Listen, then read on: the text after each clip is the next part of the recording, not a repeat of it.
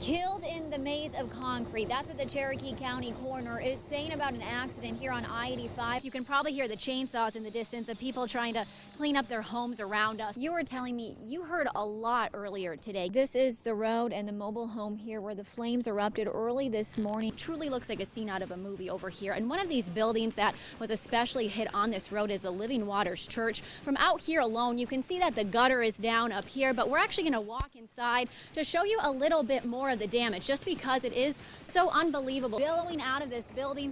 In fact, you can actually see it for miles and miles, even off of the I-85 interstate. You can take a look for yourself behind this gate here. We're just off of Calhoun Road in the Hodges area. Take a look at this. This is not one, but two trailers that flipped over on their side here. Warning at this hour from the CDC. They're reporting vaccinated Americans can transmit the Delta variant as easily as those who are unvaccinated. It's happening on Kettering Court. That's off of Woodruff Road. We have a 7 News crew headed to the scene right now, and we'll bring you more information as soon as we learn it. And this is the second suspicious package in our area in just 2 days. Last night, Anderson County deputies removed a suspicious device from in front of a home. Officers with Williamson Police tell us they responded to the home on Poinsett Avenue. Gordon and Spartanburg, the number of homicides in the first 7 months of 2021 is higher than the number of homicides in all of 2020, and the same goes for 2019. The police chief here says they're doing what they can to stop it, but they need your help. Great place to raise a family. Spartanburg's police chief, Alonzo Thompson, says he loves the community he serves. It's a good spot. It's a good place to be. Especially the people. I was blessed to be appointed here. But a current trend. 3 people were shot. We're going to need at least 3 ambulances. Has him concerned. My people getting their asses handed to them right now. Okay? We're doing the best we can. Chief Thompson says they've been dealing with a spike in homicides and shootings. It has been challenging because we have seen violence, especially gun violence, increase since the first of the year. He says the city typically averages about 6 homicides a year.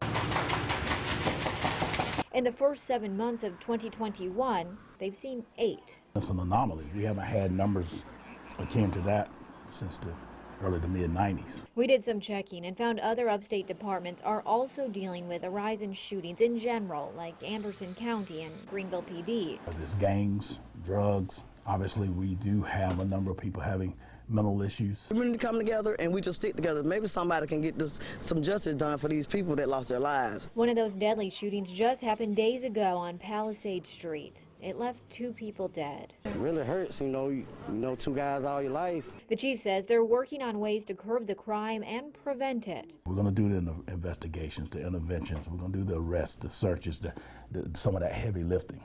But to enable us to do that well and successfully, we have to have the active involvement and participation of our citizens. But Chief Thompson tells 7 News those arrests aren't easy to make. Neighborhood in particular I can think of where a mother and her children have to sleep on the floor because of the gunshots that are reportedly going on. We got to do something about that. When people don't speak up. The community needs your help, and the victim's family needs your help.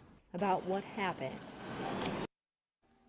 And to be clear, Chief Thompson tells us these homicides and shootings are very rarely random. He says there is typically an association with the suspects and victims in these kind of cases. If you have any information you believe could help solve one of these cases, you're urged to call 1-888-CRIME-SC or their tip line, which we have both of those numbers on WSPA.com.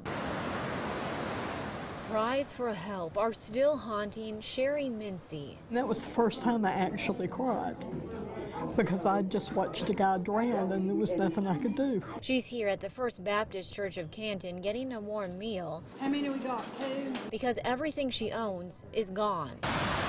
It was swept away in rushing waters, just like her trailer that she was inside. The next thing I know, I'm floating down the river. I don't care what anybody says, nobody can understand it unless you've lived through it. She tells us she was at her home in between Crusoe and Canton when the rain started coming down. We can't show you where exactly. We need people to stay away. Because the road to get there is flooded, and she doesn't even know where her home ended up. I was underwater, and I can't swim. And I started crying. And I finally came to a stop, and there was a trailer that went into me this way, and a trailer that went into my bedroom. She says it took 3 hours to get rescued because there was no clear path to get to her.